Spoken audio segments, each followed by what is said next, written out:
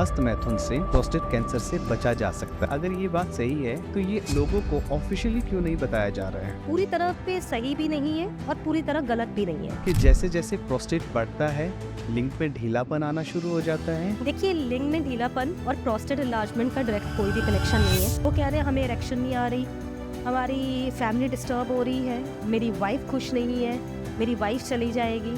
मतलब ऐसे क्वेश्चंस आते हैं because they are disturb with your sexual life. उनका स्पर्म रिलीज नहीं हो रहा है। जो जिम लवर्स होते हैं, एथलीट्स होते हैं, बहुत ज़्यादा प्रोटीन इनटेक लेते हैं ताकि उनकी बॉडी हो जाए, थोड़ा स्मार्ट दिखे। भाई इतना प्रोटीन मत खाओ, थोड़ा सा रुक जाओ। ये सिर्फ आप प्रोटीन सिर्फ दौड़ने शाले से क्या करोगे अगर आपकी सेक्सुअल वेलनेस खराब हो जाएगी। डॉक्टर साहब, आजकल तो हर दूसरा तीसरा इंसान आयुर्वेदिक डॉक्टर बना फिरता है, तो फिर लाइफ अवेदा का प्रोस्टा केयर भी सिर्फ एक मार्केटिंग ट्रिक है या वाकई में ये सेफ है?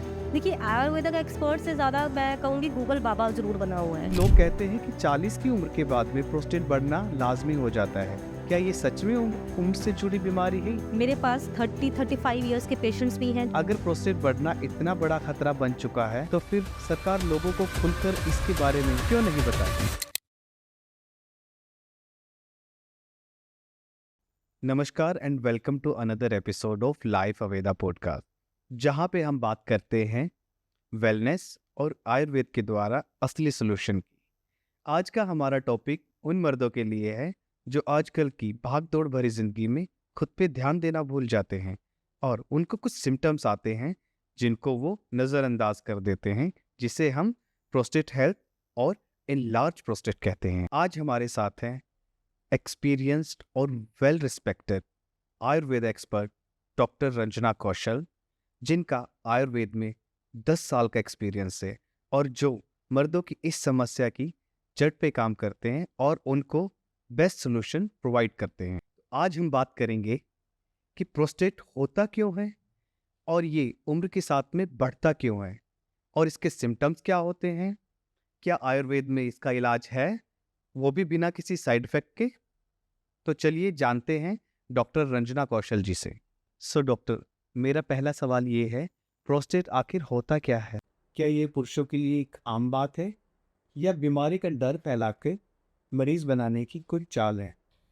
अगर बात करें प्रोस्टेट की, सबसे पहले प्रोस्टेट एक ऑर्गन है जो हर मेल्स में यूरिनरी ब्लैडर के नीचे पाया जाता है। इसका मेन फंक्शन क्या होता है कि आपके सीमेन को रिलीज़ करना, टेस्टोस्टेरोन को रिलीज़ करना। इससे क्या है कि आपकी एक तो सेक्सुअल वेलनेस बनी रहती है, साथ ही साथ आपका यूरिनरी सिस्टम भी बैलेंस में रहता है। जब ये प्रोस्टेट एज के साथ बढ़ने लग जाता है तो उसमें कोई ना कोई चेंजेस देखे जाते हैं। कई प्रोस्टेट बिना सिम्टम्स के बढ़ता रहता है तो पेशेंट इज़ गुड, लेकिन कई प्रॉब्लम में ऐसे होता है कि प्रोस्टेट इन्लार्जमेंट के साथ साथ सिम्टम्स आने शुरू हो जाते हैं जो पेशेंट्स को प्रॉब्लम करते हैं। तो उन सिम्टम्स में बहुत सारी चीज़ें हैं, जैसे कि यूरिन बहुत रुक रुक के आना, यूरिनरी ब्लैडर में बहुत ज़्यादा प्रेशर फील होना, साथ ही साथ इनकन्सिस्टेंसी ऑफ यूरिन, बूंद बूंद करके यूरिन गिरना, या फिर ड्रिबलिंग होना, जैसे कि आपने यूरिन किया है साथ में उसके 2-3 बूंदें बाद में गिरना। और बहुत सारे पेशेंट्स में ये भी देखा गया है कि उनकी झाग वगैरह आती है। तो ये कोई स्कैम नहीं है या फिर पेशेंट्स को खींचने का नहीं है, ये एक प्रॉब्लम है जो पहले इतनी ज़्यादा नहीं होती थी, लेकिन आजकल आई थिंक अप्रॉक्सीमेटली अगर 100 में से 50 to 40% पेशेंट्स में ये चीज़ हो रही है। अच्छा, तो ये बताइए मैम, अगर इलाज इतना जरूरी है तो क्या ज़्यादातर मर्द आखिरी स्टेज पर ही क्यों जागते हैं? क्या हम इन लक्षणों को जानबूझकर अनदेखा कर रहे हैं?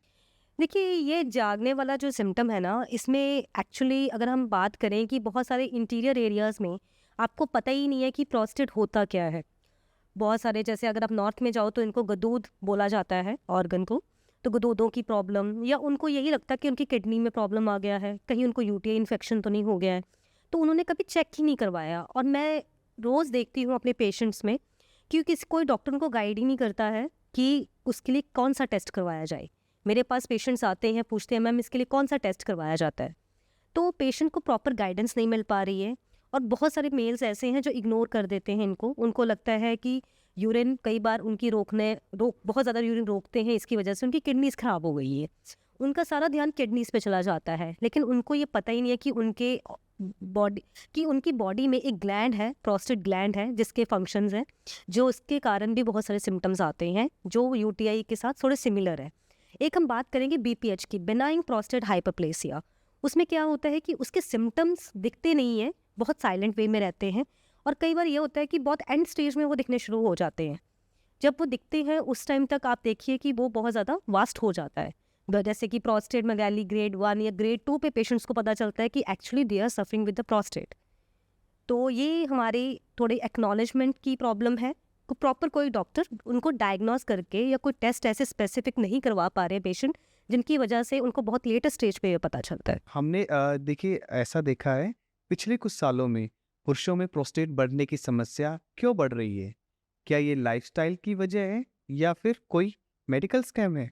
देखिए, अगर बात करें कि हमारा जो अभी लाइफस्टाइल है, अगर लाइफस्टाइल की बात करते हैं, पहले ये प्रॉब्लम्स मोस्टली जो मेल्स होते थे 55 या 60 प्लस मेल्स में ये प्रॉब्लम देखी जाती थी। लेकिन जैसे जैसे हमारा लाइफस्टाइल चेंज हो रहा है, हमारा खाना पीना चेंज हो रहा है, हमारी सिटिंग जॉब ज़्यादा बढ़ रही है, कोई फिजिकल एक्टिविटी नहीं कर पा रहे हैं, उसकी वजह से क्या है कि अर्ली 30s में देखा जा रहा है आजकल। मेरे पास 30-35 ईयर्स के पेशेंट्स भी हैं जो प्रोस्टेट की प्रॉब्लम्स से सफ़र कर रहे हैं। They are having their reports also कि उसमें उनका ग्रेड 1 प्रोस्टेट मेगाली दिखा है। तो अगर आप एज क्राइटेरिया की बात करें तो ये मोस्टली अब 40s तक आ चुका है। उसकी बहुत सारे कारण हैं। सबसे पहले अल्कोहल, या फिर आप जो नॉन वेज या फास्ट फूड खा रहे हो, ये 3 प्राइम कॉसेज हैं। अगर आप बहुत ज़्यादा ड्रिंक ले रहे हो, बहुत ज़्यादा आपका जो सेडेंट्री लाइफस्टाइल है जिसकी वजह से आप ड्रिंक कर रहे हो, उसके साथ प्रॉपर खाना पीना नहीं खा रहे हो, या आपकी डाइट प्रॉपर नहीं है, तो उसकी वजह से बहुत दिक्कत है। सेकंड ये है कि अगर आपकी जैसे कि स्मोकिंग है या कोई ड्रग इनटेक ले रहे हो, उसकी वजह से ये प्रॉब्लम देखी जा रही है। थर्ड है आपका खाना पीना। अगर आप बहुत ज़्यादा फास्ट फूड खा रहे हो, बहुत ज़्यादा तली हुई चीज़ें खा रहे हो, बहुत ज़्यादा डेयरी प्रोडक्ट्स खा रहे हो, तब भी ये प्रॉब्लम देखी गई है। साथ ही साथ बहुत प्राइम कॉज ये भी है कि सेक्सुअल, लोग बहुत ज़्यादा सेक्सुअल एक्टिविटी में अपने आप को लेके जा रहे हैं। इसकी वजह से क्या है कि बहुत यंग एजेस में उनका मैस्टरबेशन या फिर ऐसी सेक्सुअल एक्टिविटी में हो जाते हैं, जिसके कारण जो वो अपने ग्लैंड्स को, अपने ऑर्गन्स को ओवर यूज़ करना शुरू कर देते हैं, जिसकी वजह से प्रोस्टेट ग्लैंड पे असर पड़ता है। तो ये बहुत ज़्यादा कॉजेज़ हैं। साथ ही साथ आपका स्ट्रेस फैक्टर बहुत इंपॉर्टेंट है। आजकल लोग बहुत ज़्यादा स्ट्रेस में हैं। उनका लाइफस्टाइल ऐसा है कि उनको वॉक करने का भी टाइम नहीं है, उनको कोई एक्टिविटी करने का भी टाइम नहीं है। उनका सारी चीज़ें आपकी बेड के हैं, खाना भी बेड पे है, आपका ऑफिस भी पूरा टाइम आप 9 to 6 जॉब कर रहे हो, आपके पास कोई भी एक्टिविटी नहीं है, आप ऑफिस में चलते भी नहीं हो, आपकी हर चीज़ आपकी डोर टू है। अगर आपको ग्रॉसरी खरीदनी है तो आपके पास ब्लिंकिट है, अगर आपके पास कुछ खाने मंगाना है, लेट नाइट फूडिंग करनी है, तो आपके पास जोमेटो है। मतलब हर चीज़ आपने अपने अकॉर्डिंग अपने घर पे मंगवा ली है, तो आपकी एक्टिविटी क्या हुई? तो these are the prime cause, जिसकी वजह से हमारे जो हॉर्मोन्स है ना, वो बहुत वास्ट तरीके से चेंज हो रहे हैं। और कई प्रॉब्लम्स ऐसी हैं जो आपको लेटर एज में होनी चाहिए, वो आपको बहुत अर्ली 40s में होने लग जाती है। उसमें से one of the problem is prostate. तो मेरा अगला सवाल ये है कि आयुर्वेद वाले अक्सर कहते हैं कि बायोप्सी कराना ठीक नहीं है, तो फिर हॉस्पिटल्स में बायोप्सी करवाने वालों की लाइन क्यों लगी रहती? देखिए, आयुर्वेदा कहता है, या फिर इसमें आप ये सोचिए कि कंपटीशन चल रहा है। कोई भी डॉक्टर दूसरे डॉक्टर को नहीं बोलेगा कि वो पैथी सही है या आप सही हो। अगर आपको अपने पेशेंट अट्रैक्ट करने हैं, आपको भी तो पैसा कमाना है। अब उस पैसे कमाने के लिए आप दूसरे को, या तो आप उतना पैसा कमा लो या दूसरे को डिग्रेड कर दो। तो हम आयुर्वेदा में ये सोचते हैं कि लाइफस्टाइल ठीक करना सबसे बेटर है। क्यों टेस्ट में पैसे वेस्ट करने हैं, क्यों आपने इतनी कॉस्टली मेडिसिन खानी है, जबकि हमें पता है कि वो मेडिसिन सिर्फ कॉस्टली नहीं है, आपकी सेहत के ऊपर कितना बुरा प्रभाव पर डाल रही हैं वो सिर्फ हमें पता है। क्योंकि कोई भी ये नहीं बोलेगा कि मेरी चीज़ ख़राब है, ये मेडिसिन में आप खा लो। आपको कोई बोलेगा कि ये लो, मैं आपके लिए कोई चीज़ दे रहा हूँ, आप खाओ, ये बहुत अच्छी है, बहुत अच्छी है। कोई ये नहीं बोलेगा कि इसमें कोई प्रॉब्लम भी है, ये आपकी सेहत के लिए ख़राब भी है। अब आप देखिए कि एक स्टडी के अकॉर्डिंग देखा गया है कि जो लोग मॉडर्न मेडिकेशंस ले रहे हैं, उसमें बहुत सारा केमिकल यूज़ हो रहा है। साथ ही साथ उसमें स्पेशली जो अगर प्रोस्टेट की मेडिसिन ले रहे हैं, उसमें जो मेन इंटीग्रेंट पाया जा रहा है वो है अल्फ़ा ब्लॉकर्स। ये अल्फ़ा ब्लॉकर्स आप नेट पे सर्च करके देखो कि अल्फ़ा ब्लॉकर्स के साइड इफ़ेक्ट्स क्या है आपकी बॉडी में। मेरे पास जितने पेशेंट्स आते हैं वो प्रोस्टेट की हेल्थ से ज़्यादा कंसर्न अपनी सेक्सुअल लाइफ को लेके हैं। वो कह रहे हैं हमें इरेक्शन नहीं आ रही, हमारी फैमिली डिस्टर्ब हो रही है, मेरी वाइफ खुश नहीं है, मेरी वाइफ चली जाएगी। मतलब ऐसे क्वेश्चंस आते हैं because they are disturb with your sexual life. उनका स्पर्म रिलीज नहीं हो रहा है, उनका प्रॉपर टाइमिंग इश्यूज है। तो लोगों को अपना स्टेमिना बिल्डअप करना है, उसके लिए उनका बिल्कुल ज़ीरो पार हो गई है बिकॉज वो बहुत लंबे टाइम से एक मेडिसिन खा रहे हैं जिसमें बहुत ज़्यादा हायर डोज में अल्फ़ा ब्लॉकर्स है। ये अल्फ़ा ब्लॉकर्स आपकी स्पर्मेटोजेनेसिस के प्रोसेस को और ज़्यादा स्लो कर देते हैं, जिससे क्या होगा कि आपका जो सीमेन है वो बाहर निकलेगा ही नहीं, प्रॉपरली बनेगा ही नहीं और आपके हार्मोन्स भी इम्बैलेंस हो जाएंगे। तो ये सिर्फ आपको आयुर्वेदा समझा सकता है, कोई भी मॉडर्न डॉक्टर या कोई भी ऐसे प्रैक्टिशनर नहीं समझा पाएगा जिसको अपने कोई प्रोडक्ट सेल करना है। तो ऑब्वियसली आयुर्वेदा में हम कुछ ऐसा नहीं दे रहे हैं, हम प्रॉपर बहुत ही देसी जड़ी बूटियाँ दे रहे हैं जो आपको मार्केट में भी मिल जाएंगी, जो आपके किचन में भी मिल जाएंगी, जो सिर्फ एक नेचुरल प्रोसेस से आपको मेंटेनेंस में हेल्प करेगी प्रोस्टेट की। हम ये नहीं क्लेम करते हैं कि yes we can just cut down this prostate problem. हम सिर्फ ये क्लेम करते हैं कि येस अगर आपको एक मेंटेनेंस सोल्यूशन मिल जाए उससे आपका प्रोस्टेट हेल्दी रहे, साथ ही साथ आपका जो सिम्टम्स हैं वो आपको कोई भी नुकसान ना दे बॉडी को, तो उस केस में हम Ayurveda as a lifestyle balance के लिए हमेशा रिकमेंडेशन देते हैं। तो हमारी टीम को रिसर्च के दौरान ये पता चला है कि हस्त मैथुन से प्रोस्टेट कैंसर से बचा जा सकता है।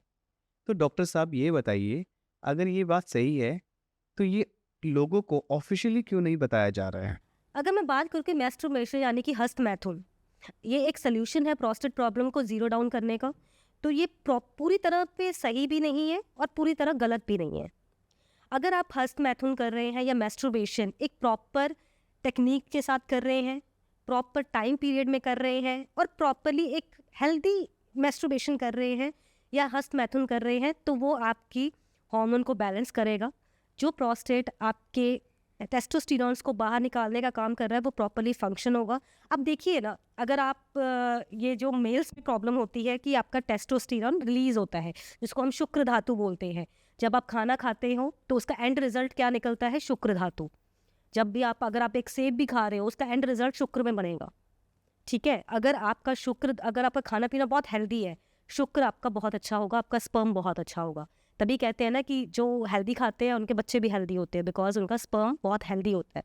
तो उस केस में अगर आप उसका प्रॉपर एक खाना खा के उसको रिलीज कर रहे हो टाइम टू टाइम, तो उससे क्या होगा कि जो आपका ग्लैंड भरेगा नहीं, क्योंकि उसका काम तो यही है ना कि टेस्टोस्टेरोन को, सीमन को निकालना।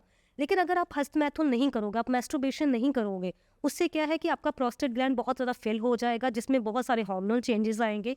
और अगर आप अपनी वो एक बॉडी हीट नहीं निकालोगे, उससे क्या होगा कि आपकी बॉडी में रिवर्स इफेक्ट होना शुरू हो जाएगा। लेकिन इसका एक ये भी मैं कहूँगी कि अगर बहुत ज़्यादा आप एक निकालते जा रहे हो हस्त मैथुन से, हर दूसरे दिन आप अपने स्पर्म को निकाल रहे हो, उसको प्रॉपर टाइम ही नहीं बन पा रहा है एक हेल्दी स्पर्म बनने का, तो ऑब्वियसली वो आपकी बॉडी के लिए साइड इफ़ेक्ट है। तो अगर सही टेक्निक, सही लाइफस्टाइल और सही हेल्दी मैस्टरबेशन करेंगे तो यस, ये आपके प्रोस्टेट ग्लैंड को हेल्दी रखेगा और आपके प्रोस्टेट कैंसर जैसी प्रॉब्लम्स कभी भी नहीं होंगी। तो healthy masturbation is always welcome. तो डॉक्टर साहब, मुझे ये बताइए, क्या ये सच है कि जैसे जैसे प्रोस्टेट बढ़ता है लिंग में ढीलापन आना शुरू हो जाता है? अगर ऐसा होता है तो कितने लोग इस बात को छुपा रहे हैं? देखिए, लिंग में ढीलापन और प्रोस्टेट इन्लार्जमेंट का डायरेक्ट कोई भी कनेक्शन नहीं है। लिंग में ढीलापन इसलिए आता है बिकॉज आप प्रोस्टेट इन्लार्जमेंट के लिए बहुत सारी ऐसी मेडिसिन खा रहे हो जिसमें बहुत सारे अल्फा ब्लॉकर्स हैं जो आपके टेस्टोस्टेरोन को प्रॉपरली निकलने नहीं देंगे। साथ ही साथ अगर वो निकलेगा तो वो प्रॉपर नहीं होगा, जिससे क्या होगा कि आपके हार्मोनल इम्बैलेंस रहेगा। साथ ही साथ आपके जो इरेक्शन है उसमें इशू आएंगे और टाइमिंग इशू आएंगे, जिससे क्या है कि आप अपने पार्टनर को प्रॉपरली सेटिस्फाई नहीं कर पाओगे, जिससे कि आप अपने पार्टनर को सेटिस्फाई नहीं कर पाओगे और आपका जो रिलेशनशिप है वो ख़राब होना शुरू हो जाएगा, जिसकी वजह से बहुत ज़्यादा स्ट्रेस होगा। स्ट्रेस ज़्यादा होगा तो शुक्र धातु प्रॉपर नहीं बनेगा, आपका खाना प्रॉपर डाइजेस्ट नहीं होगा। साथ ही साथ ये सारी चीज़ें कंबाइन करके क्या होगा, आपका लाइफस्टाइल भी ख़राब होगा, आपकी स्लीप टाइमिंग ख़राब होगी, आपका सब कुछ ख़राब हो जाएगा। तो आखिर में जो बाय प्रोडक्ट है, जो शुक्र धातु है, वो अच्छा बनेगा ही नहीं। तो ऑब्वियसली अगर शुक्र धातु नहीं होगा बनेगा तो प्रॉपर आपके हार्मोन्स बैलेंस में नहीं आएंगे, हार्मोन्स नहीं होंगे तो लिबिडो और ये सारी चीज़ें कैसे आएंगी। तो ऑब्वियसली इसका डायरेक्ट कनेक्शन नहीं है, लेकिन येस इनडायरेक्ट कनेक्शन है। एक तो मेडिसिन, सेकंड है स्ट्रेस लेवल। अगर आपके पार्टनर के साथ आपके इश्यूज हो रहे हैं तो ऑब्वियसली आपकी फैमिली में स्ट्रेस होगा और स्ट्रेस का डायरेक्ट इफेक्ट आपकी बॉडी पे पड़ेगा। मोस्टली देखा गया है कि 40 से 50% लोगों को ये प्रॉब्लम हुआ है और लोग छुपाना भी शुरू कर देते हैं, प्रॉपरली खुल के अपनी बात किसी से, डॉक्टर्स के साथ भी डिस्कस नहीं करते हैं। उसका मेन रीज़न ये है कि कहीं उनकी कोई इंसल्ट ना हो जाए, मतलब सोसाइटी में उनके बारे में क्या सोचेंगे लोग।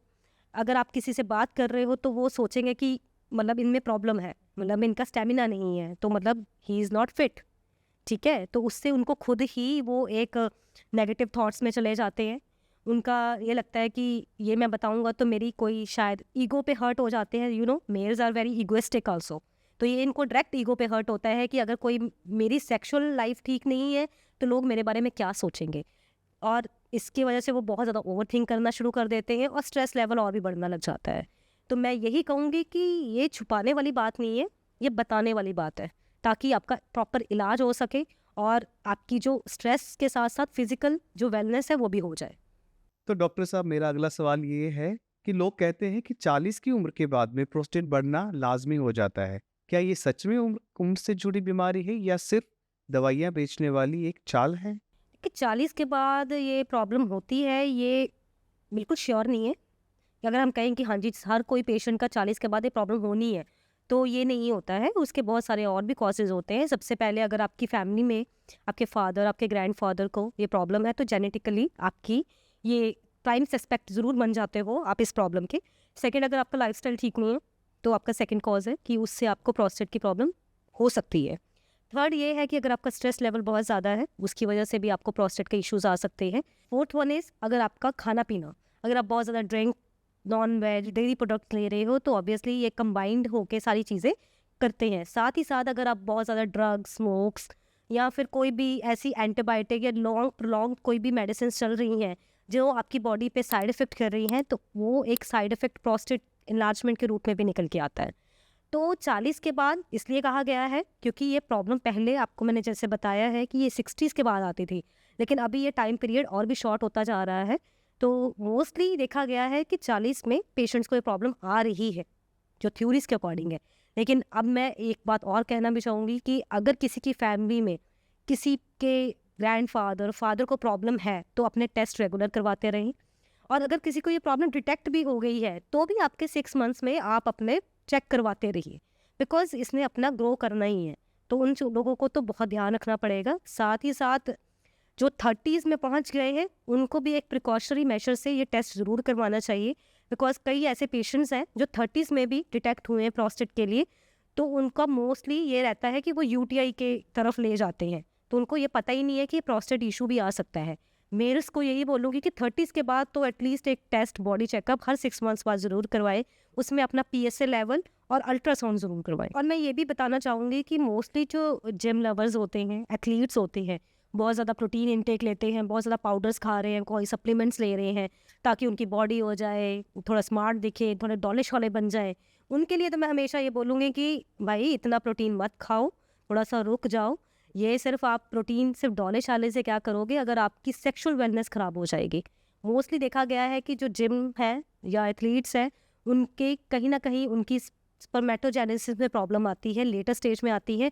और मोस्टली जो इनफर्टिलिटी के केसेस देखे गए हैं मोस्टली एथलीट्स और जिम लवर्स और जो बहुत ज़्यादा हैवी वर्कआउट करते हैं और बहुत ज़्यादा सप्लीमेंट्स लेते हैं उनमें देखी गई है। डॉक्टर साहब, आजकल तो हर दूसरा तीसरा इंसान आयुर्वेदिक डॉक्टर बना फिरता है, तो फिर लाइफ अवेदा का प्रोस्टा केयर भी सिर्फ एक मार्केटिंग ट्रिक है या वाकई में ये सेफ है?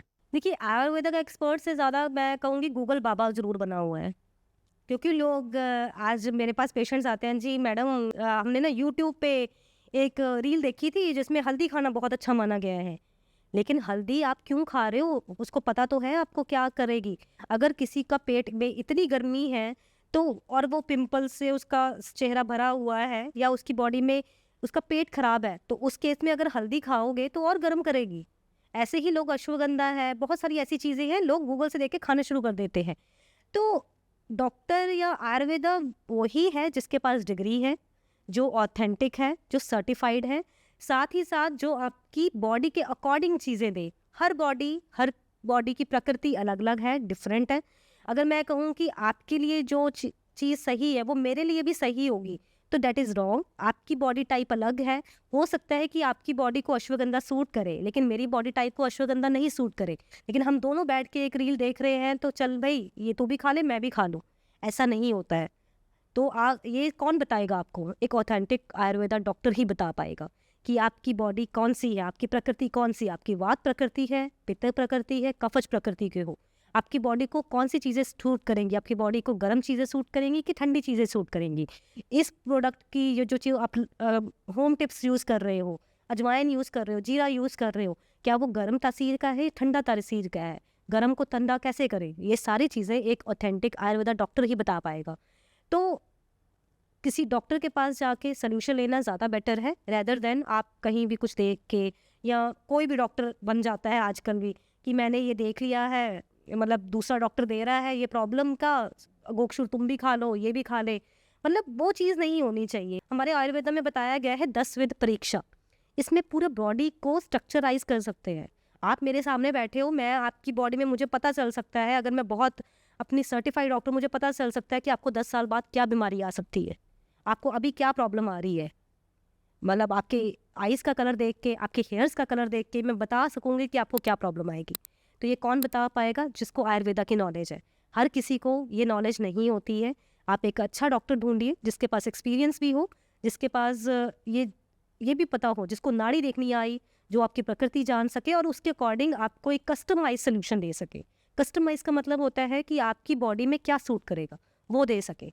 तो that is why I think consultation is must. Her doctor को आपको मिलके ही, बात करके ही, प्रॉपर अपनी हिस्ट्री बता के ही सोल्यूशन लेना चाहिए। तो मेरे अकॉर्डिंग यही है कि आप अपनी कंसल्टेशन लें और उसके अकॉर्डिंग ही अपने मेडिसिन प्रिस्क्राइब करें। अब बात करें लाइफ वेदा की प्रोस्टा केयर के बारे में।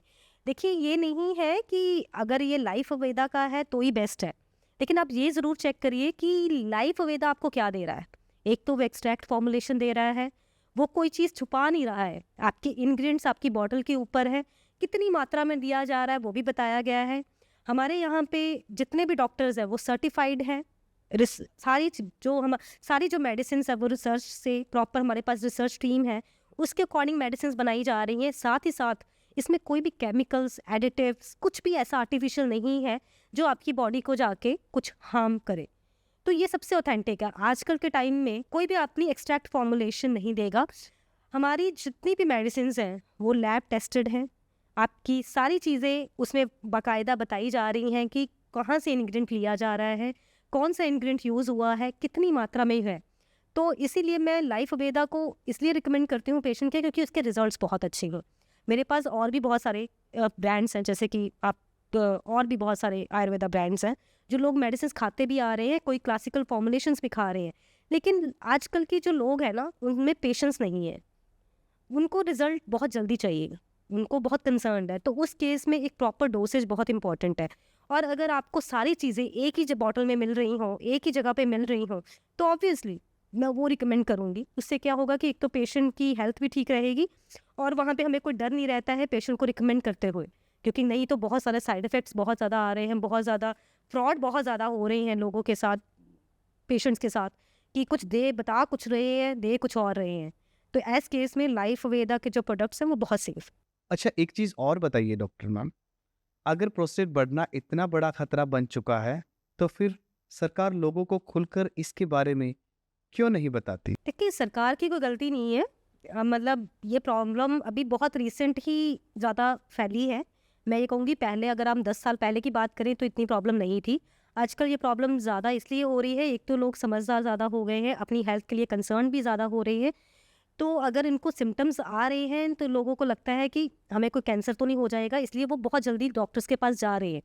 तो इन केसेस में मैं यही बोलूँगी कि अगर आपको भी मोस्टली, अगर आप बात करें सिटीज़ में तो लोग अवेयर हैं, बात यहाँ पे हम गाँव की करेंगे। जो लोग विलेजेस में रहते हैं उनमें ये थोड़ा सा इशू आ रहा है, क्योंकि उनको प्रॉपर डायग्नोस नहीं मिल पा रहा है, उनको प्रॉपर एक गाइडेंस नहीं मिल पा रही है। तो उनके लिए मैं अपनी गवर्नमेंट को भी यही बोलूँगी, थोड़ा सा अवेयरनेस दें, थोड़ा सा एजुकेट करें, थोड़ा सा कैंप्स लगाएं जिसमें कि आप प्रोस्टेट वेलनेस के ऊपर बताया जाए, मेल्स को स्पेशली, कि प्रोस्टेट वेलनेस कैसे मेंटेन कर सकते हैं, कैसे इसके क्या आपको क्या मेडिसिन हो सकती हैं, इसके लिए आप क्या प्रिकॉशनरी मेजर्स ले सकते हो। तो ये सारी चीज़ें आप अगर एक प्रॉपर वे में करें और गवर्नमेंट करें तो उसमें बहुत ज़्यादा फ़ायदा है, क्योंकि वो बहुत लोगों तक पहुँच पाएगी ये जानकारी। तो लेकिन स्टिल मैं अपने, अगर कोई मेरा पॉडकास्ट देख रहा है या हमारी वीडियोस देख रहा है, तो हम अपना पूरा ट्राई कर रहे हैं लोगों को अवेयर करने की, लोगों को सूचित करने की और लोगों को गाइडेंस देने की कि अगर आपको कोई भी सिम्टम ऐसा आ रहा है, जैसे कि यूरिन में कोई प्रॉब्लम आ रही है, यूरिन रुक रुक के आ रहा है, यूरिन में जलन पैदा हो रही है या यूरिनरी ब्लैडर खाली नहीं हो पा रहा है, तो प्लीज़ कंसल्ट करें। अपनी प्रॉब्लम का सलूशन आपको हम देंगे और एक बहुत ही पर्सनल सलूशन देंगे जिसमें आपकी प्रॉब्लम जान के उसके अकॉर्डिंग आपको बताया जाएगा कि आगे आपको क्या करना है अपने प्रोस्टेट हेल्थ को मेंटेन करने के लिए। Thank you so much doctor Ranjana अपना कीमती समय हमें देने के लिए। सो दोस्तों, अगर आपको हमारी वीडियो अच्छी लगी है तो इसको लाइक, शेयर और कमेंट जरूर कीजिए। मोर इन्फॉर्मेशन के लिए या और वीडियोस के लिए आप हमारे इस चैनल को सब्सक्राइब जरूर कीजिएगा। Thank you so much.